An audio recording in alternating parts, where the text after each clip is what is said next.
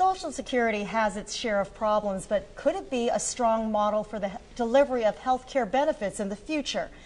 Governor Bredesen is here with me now. He served as governor of Tennessee for 2 terms, and he's just written a book called Fresh Medicine. Welcome. Right. Thanks.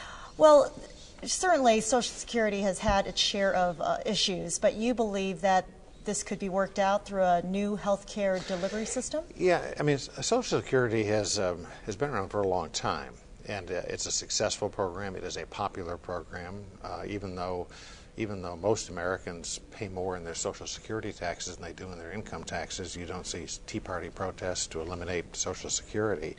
And to me, a social program is built around the idea of a trust fund, a dedicated source of funds for that trust fund, introduces, some real discipline into the process and can work. Now, I know we hear about Social Security problems today, but they're really fake problems. I mean, these are problems the Congress can solve this afternoon if they want to. It's not like health care where it's just much, much more complicated. All that's happened is the Congress has not been good stewards of the program. They've increased the benefits without increasing the taxes that go along with it, and we're now starting to pay the price for that. But it's an easily solved problem, and the underlying mechanism, a trust fund for that, it works good. In fact, I'd say the fact these problems have even come up, they're much less severe than they are in other parts of general government, but they're there and they're obvious because of the trust fund nature of Social Security. Well, certainly there's the problem that it's going to run out of money. What could we do to help that or avoid that happening in a similar system in the healthcare system? Well, I think you've got to set the thing up from the beginning with the discipline that it is going to be a trust fund, and you're not going to make general fund contributions to it. You're not going to let it run deficits.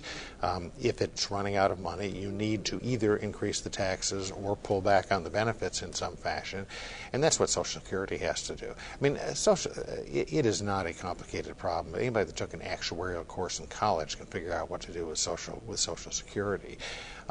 But as a starting point for a different form of health care, one that's not tied to employers, for example, one that's transparent across whether you're working or not working or at home or in business, I think it's a great starting point. It's proved itself. We used it again for Medicare Part A when the time came along.